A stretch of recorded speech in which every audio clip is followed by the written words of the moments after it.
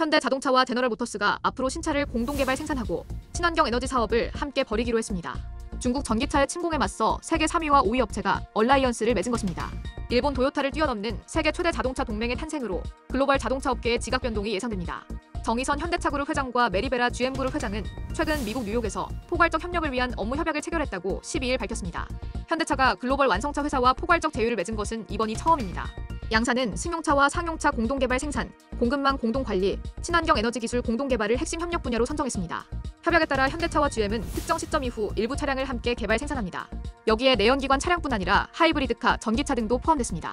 두 회사의 공장에서 상대방 차량을 대신 생산하는 방안도 포함됐습니다. 가령 현대차 공장에서 GM의 자동차를 생산함으로써 현지 상황에 맞춰 유연성을 도모하겠다는 방침입니다. 현대차와 GM은 구체적인 협력 방안은 추가 협의를 통해 내놓기로 했습니다.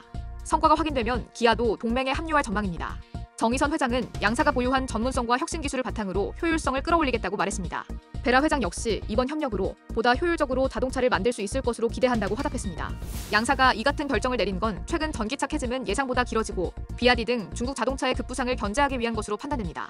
큰돈을 들여 신차를 개발하고 해외에 공장을 세우는 건 현대차와 GM 모두의 부담스러운 일입니다. 이런 리스크를 줄이기 위해 두 회사는 파트너를 찾았고 올 초부터 협력 방안을 논의하기 시작했습니다.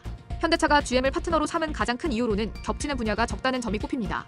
현대차는 하이브리드카와 전기차의 강점이 있고 중소형 승용차와 스포츠 유틸리티 차량을 많이 팝니다. GM은 이와 달리 상용차와 대형 차량 SUV 픽업 트럭 등이 주력입니다. 하이브리드카는 아예 없습니다.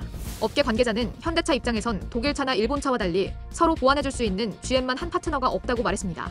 GM의 또 다른 강점은 미국 정부와 말이 통하는 몇 안 되는 회사란 것입니다. 미국의 전기차 보조금 정책이나 관세 정책에 가장 센 입김을 내는 업체가 GM이어서입니다. 현대차가 GM과 손잡으면 미국 최고의 우군을 맞는 셈이 됩니다.